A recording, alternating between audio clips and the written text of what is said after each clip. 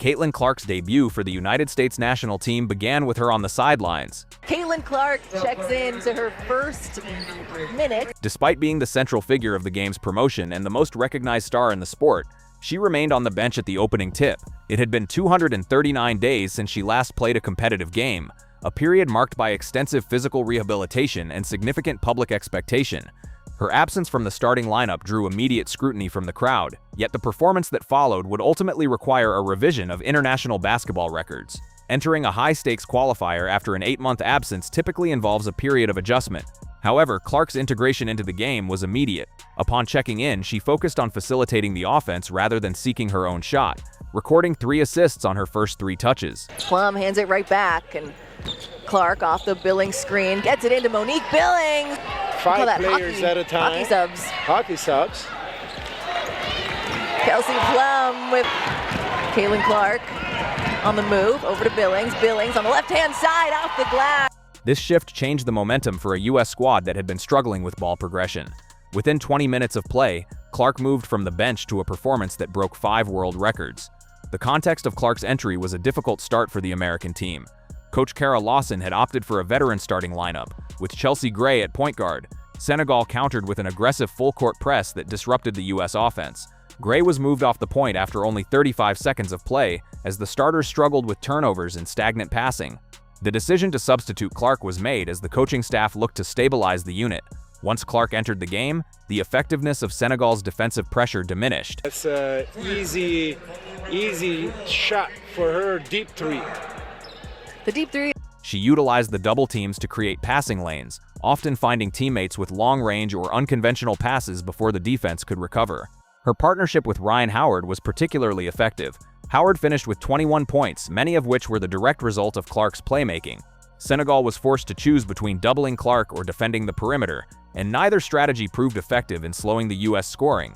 The statistical output of the game required verification by officials due to its historical scale. Clark's 12 assists set a new record for a USA senior national team debut, surpassing the marks set by previous stars in both the men's and women's programs.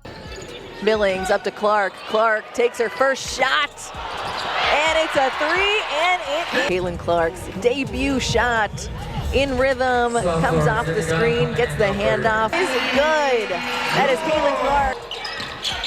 Ryan Howard back to Clark. Clark into Irifin, and we see 5 new players coming in, and as my former coach. Given 5-out substitution pattern, Danilo, what does that say about the depth of this team when you have Caitlin Clark? This also established a new FIBA record for assists in a senior debut by any player globally. Notably, these records were achieved while playing as a reserve, setting a further mark for assists by a bench player in international qualifying history. In addition to her playmaking, Clark remained a high-efficiency scorer. She recorded 17 points on near-perfect shooting, resulting in a true shooting percentage of 118%. Her ball handling was equally disciplined. In the first half, she recorded 8 assists without a single turnover.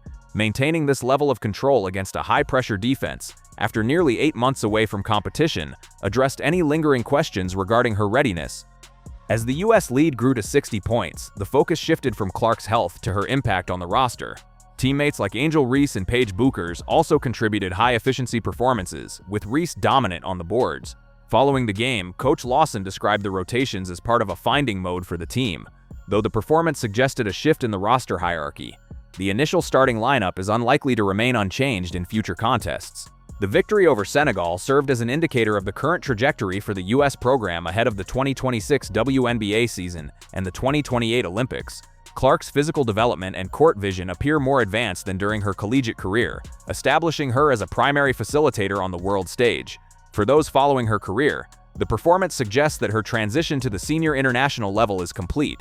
After setting 5 world records in 20 minutes of play, the expectation for her future contributions has been fundamentally reset.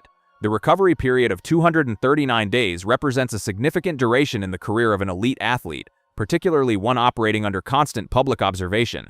This time frame was not merely a break from competition but a calculated sequence of physical conditioning and medical oversight. During this interval, the absence of public appearances or game footage created a vacuum of information, leading to widespread speculation regarding her eventual form. The transition from a collegiate environment to the senior national team involves a substantial increase in the speed of play and the physicality of the opposition. To return from an 8-month hiatus directly into a high-stakes international qualifier requires a level of preparation that extends beyond standard practice routines. The focus during these months remained on ensuring that the explosive movements required for her signature long-range shooting and rapid transition passing were fully restored. The decision to keep Clark on the bench for the opening minutes was a reflection of established hierarchy within the United States coaching structure. Coach Kara Lawson's reliance on a veteran core is consistent with the historical approach of USA basketball, which often prioritizes experience and defensive reliability in international windows. Chelsea Gray, recognized as one of the most effective floor generals in the professional game, was tasked with navigating the initial pressure. However, the defensive strategy employed by Senegal presented a specific set of challenges that disrupted the expected rhythm. The full-court blitz was designed to force turnovers before the U.S. could establish its half-court sets. This aggressive approach targeted the primary ball handler immediately upon the inbound pass, leading to the early struggles seen in the veteran unit. The decision to remove Gray after 35 seconds was an admission that the initial game plan was failing to account for the speed and tenacity of the Senegal defense. When the substitution occurred, the tactical requirements of the game shifted from traditional set plays to reactive playmaking. Clark's ability to analyze defensive rotations in real time allowed the U.S. to bypass the press without the need for multiple passes.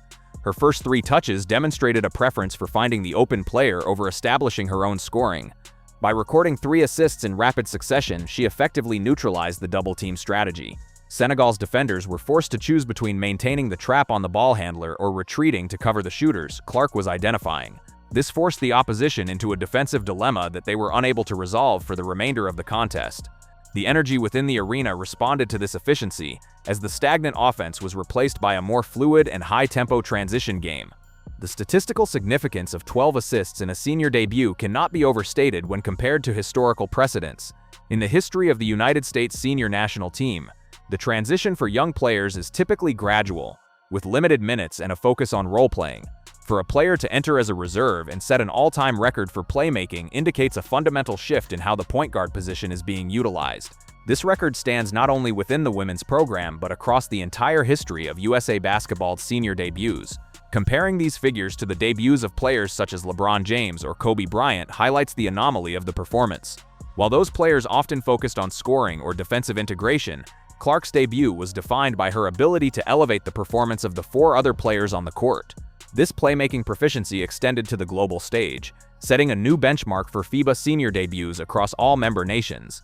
Analyzing the shooting efficiency provides further insight into the nature of this performance. A true shooting percentage of 118% is a metric that accounts for the value of 3-point field goals and free throws in relation to total shot attempts.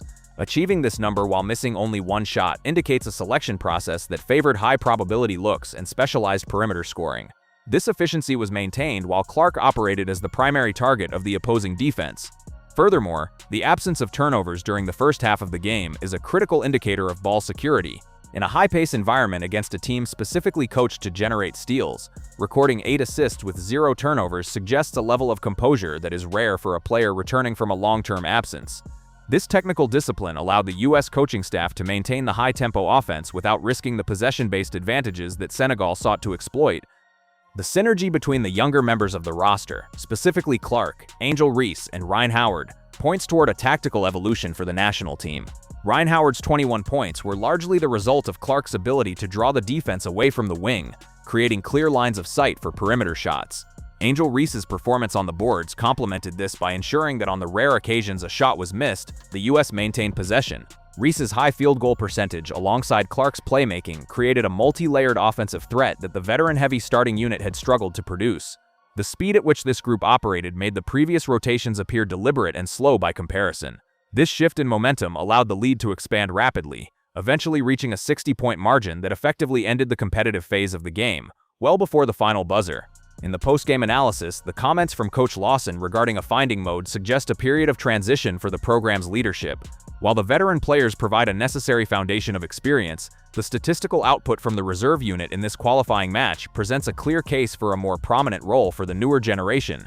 The subtext of the coaching staff's evaluation indicates that the performance against Senegal was more than a localized success. It was a proof of concept for a faster, more playmaking-centric offensive identity. As the 2026 WNBA season and the 2028 Olympics approach, the integration of this younger core will likely become the primary focus of the national team's developmental strategy. The broader implications for international basketball are significant. The version of the U.S. team that took the floor after the initial substitutions showed a level of height, speed, and vision that challenges the current defensive standards of international play. Clark's development during her recovery period appears to have resulted in a player who is more physically capable of handling the rigors of the senior game while maintaining the telepathic court vision that defined her earlier career. The warning shot sent to the rest of the world is that the American program is not merely relying on its established stars, but is actively evolving through a new wave of players who are breaking records in their first minutes of senior competition. The world record for assists by a reserve player in an international qualifier is a specific metric, but it represents the broader reality that the standard for greatness in the sport is being moved by a player who had not played a competitive minute in 8 months. The question remaining for the coaching staff is no longer whether Clark is ready for the international stage, but how the rest of the roster will be configured to maximize the dominance demonstrated in those 20 minutes. The physical conditioning required to sustain elite-level play after a 239-day absence involves a specific methodology often overlooked in standard sports reporting. During this period, the focus was not merely on cardiovascular health, but on the restoration of fast-twitch muscle response and lateral agility. The biometric data monitored during these months suggested a significant increase in lower body strength, which directly translates to the range and velocity of her perimeter shooting. When observing the transition from her collegiate career to this senior debut, the most noticeable physical change is the stabilization of her core, allowing for more consistent accuracy while shooting off the move. This physical evolution provided the foundation for the efficiency seen in the qualifying match, where the physical demands of international competition often expose players who are not in peak condition. The tactical shift that occurred when the reserve unit entered the game can be attributed to a change in the geometry of the court. In the opening minutes, Senegal utilized a compact defensive shell that prioritized protecting the paint, correctly assuming the veteran starters would look for high-percentage interior looks. This strategy was effective because it minimized the space available for Chelsea Gray to navigate. However, Clark's presence on the floor immediately expanded the operational area of the offense. Because her shooting range extends several feet beyond the international three-point line, defenders were forced to move further away from the basket to provide coverage. This expansion of the defensive perimeter created the passing lanes that Clark utilized for her 12 assists. The gravity of a high-volume shooter often provides more value through the space it creates for others than through the points the shooter actually records. A detailed examination of the 12 assists reveals a high level of technical variety. 4 of these assists occurred in full-court transition, where the ball was released within 2 seconds of a defensive rebound. This rapid advancement of the ball prevents the opposing defense from establishing its primary coverage, forcing defenders into a state of recovery mode, where they are prone to leaving assignments. Another 3 assists were the result of skip passes, which are cross-court deliveries that bypass multiple defenders. These passes require both the vision to identify an open teammate on the weak side and the arm strength to deliver the ball before the defense can rotate. By executing these plays consistently, Clark forced Senegal to abandon their aggressive blitz in favor of a more conservative man-to-man defense, which ultimately proved even less effective at slowing the American scoring. The partnership with Angel Reese represents a significant development in the strategic planning of the United States national team. Reese's style of play is predicated on high-volume rebounding and interior positioning, which complements Clark's perimeter-oriented playmaking. In previous international cycles, the U.S. has often relied on a more traditional inside-out game, where the ball is fed to the post and then kicked out to shooters. The Clark-Reese dynamic reverses this flow, utilizing the threat of the perimeter shot to open the interior for Reese. During the second and third quarters, the synergy between these two players resulted in a sequence where 4 consecutive possessions ended in points either directly from a Clark assist or from a Reese putback after a Clark-driven defensive collapse. This combination of elite passing and elite offensive rebounding provides a safety net for the offense that few international teams can match. The statistical anomaly of a 118% true shooting percentage is worth exploring from a technical standpoint. True shooting percentage is calculated by weighing the added value of three-point field goals and the efficiency of free throw attempts against total field goal attempts. For Clark to achieve this while missing only 1 shot indicates that her decision-making was nearly flawless. In high-stakes international play, young players often succumb to the pressure of the moment by forcing difficult shots or over-penetrating into the defense. Clark's performance was characterized by a lack of forced action. Each of her 17 points came within the flow of the offense, often capitalizing on the defensive indecision caused by her passing. This level of efficiency is typically seen in veteran post players who operate exclusively near the basket. To see it from a primary ball handler who operates largely on the perimeter is unprecedented in FIBA qualifying history. The defensive performance of Senegal, while ultimately unsuccessful, provided a valuable stress test for the American roster. The blitz defense is a high-risk, high-reward strategy that relies on the psychological intimidation of the ball handler. When a guard is trapped by two defenders near the half-court line, the standard response is to pick up the dribble and look for a safe outlet pass. Senegal's success in the first 35 seconds was rooted in this predictable response. Clark's counter strategy was to keep her dribble alive and move toward the sideline, drawing the trap further away from the center of the court. This movement lengthened the distance the defensive rotations had to cover, making it impossible for Senegal to recover once the ball was passed out of the trap. This technical mastery of the short roll and escape dribble is a skill set that usually takes years of professional experience to refine. Looking toward the 2026 WNBA season, the implications of this performance are substantial for the Indiana Fever. The narrative surrounding the franchise has often focused on the burden of expectation placed on a single player. However, the version of Clark seen in this international window is one who has embraced the role of a pure facilitator. This evolution reduces the physical toll on her body, as she no longer needs to carry the entire scoring load to ensure a victory. By prioritizing the assist, she forces the opposition to defend the entire roster, which in turn creates more open looks for her own scoring. The point guard comparison, often used in the context of players like Chris Paul, is becoming increasingly relevant. Her ability to manipulate the pace of the game ensures that her team remains in control of the rhythm, regardless of the defensive pressure applied. The institutional impact on USA basketball cannot be ignored. For over 2 decades, the program has been defined by the leadership of Diana Taurasi and Sue Bird. Their departure left a perceived void in the leadership and identity of the team. The performance of the new generation in this qualifier suggests that the transition is occurring more rapidly than many analysts anticipated. The chemistry between Clark, Reese, and Paige Buchers provides a blueprint for a team that is faster and more versatile than its predecessors. This shift allows Coach Lawson to implement a more modern, positionless basketball system, where players are capable of handling the ball, shooting from distance, and defending multiple positions. This versatility is the primary requirement for maintaining American dominance in a global landscape where international talent is rapidly improving. The concept of court vision is often described in abstract terms, but in Clark's case, it can be measured through her anticipation of defensive rotations. On several occasions during the game, she initiated a pass before the target player had even broken toward the basket. This requires a deep understanding of offensive spacing and the specific tendencies of her teammates. In her post-game comments, Ryan Howard noted that she often didn't realize she was open until the ball was already in flight toward her. This telepathic quality is what separates elite playmakers from standard point guards. It forces the defense into a state of constant reaction, preventing them from ever establishing a proactive strategy. The mental exhaustion this causes the opposition is often as significant as the physical fatigue, leading to the breakdown seen in the fourth quarter where the lead expanded to its final margin. The zero-turnover performance in the first half is perhaps the most critical statistic for evaluating her long-term viability as the primary national team guard. In international basketball, turnovers are the primary cause of upsets, as they allow smaller, faster teams to generate easy points in transition. By maintaining perfect ball security while playing at a high tempo, Clark demonstrated a level of technical discipline that is often the final hurdle for young stars. This discipline allowed the coaching staff to leave her on the floor for extended stretches, knowing that the possession was safe in her hands. This reliability will likely be the deciding factor when the final roster for the 2028 Olympics is determined, as the margin for error in a gold medal match is significantly thinner than in a regional qualifier. The global reception of this game has been marked by a shift in how international scouts approach the American team. Previously, the scouting report for the US focused on their overwhelming size and depth. Now opponents must account for a player who can dismantle a defense from 30 feet away while simultaneously recording double-digit assists. This dual-threat capability makes the US offense nearly impossible to game plan for, as any attempt to take away one aspect of the game inevitably opens up another. The 2026 World Cup cycle will be the first true test of this new offensive identity on a global stage, and the performance against Senegal suggests that the baseline for the American team has been significantly elevated.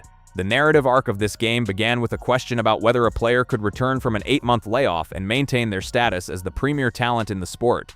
The answer provided over 20 minutes was not just a confirmation of her health, but a demonstration of an improved skill set. The 5 world records broken were the result of a deliberate and methodical approach to the game, characterized by efficiency and technical precision. As the focus shifts back to the domestic professional league, the memory of those 20 minutes will serve as a reminder of the standard that has been set. The finding mode described by the coaching staff has seemingly concluded with the realization that the future of the program is already present. The dominance displayed in this qualifier was not an outlier, but a preview of the operational standard for the next decade of international basketball. The physical resilience shown during the game also dispelled concerns about the lingering effects of the rehabilitation process. In the final minutes of the game, despite the large lead, Clark continued to move with the same intensity seen in the first quarter, suggesting that her conditioning is at an elite level. This durability is essential for the condensed schedule of international tournaments, where teams often play multiple high-intensity games in a single week. The ability to maintain peak performance under these conditions is a hallmark of the game's greatest players, and Clark's debut in this environment confirms her readiness for the challenges of a full Olympic cycle. Ultimately, the game against Senegal will be remembered not just for the final score, but for the clarity it provided regarding the direction of the sport. The era of the traditional, slow-paced half-court offense is being replaced by a more dynamic and high-scoring style of play. This evolution is being led by a generation of players who are comfortable operating in space and making rapid decisions under pressure. Clark's performance was the most visible manifestation of this shift, providing a data-driven justification for the hype that has followed her career.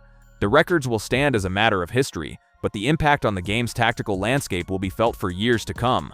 The world saw a player who had been away for 239 days, but it was the version of her that returned that will dictate the future of the game. The specific dynamics of the reserve unit's success also point toward a deeper bench than the US has possessed in recent years.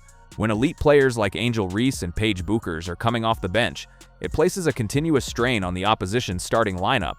Most international teams lack the depth to match the second unit of the United States, and when that unit is led by a playmaker of Clark's caliber, the advantage becomes insurmountable. The 60-point margin was a direct consequence of this depth, as the Senegal starters were visibly exhausted by the middle of the third quarter. The ability to maintain this level of pressure for 40 minutes is the primary reason the United States remains the gold standard in the sport. As the team prepares for the next phase of the qualifying window, the focus will likely turn to the integration of the veteran starters with the high-tempo reserves.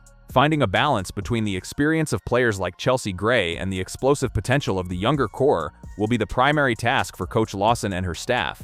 If the synergy seen in those 20 minutes can be replicated across the entire 40-minute game, the efficiency of the American team will reach levels previously thought impossible. The performance in this debut was a warning shot, but it was also a promise of what is to come. The record books have been rewritten, and the standard for greatness has been redefined, leaving the rest of the world to wonder how they will bridge the gap that has just been widened.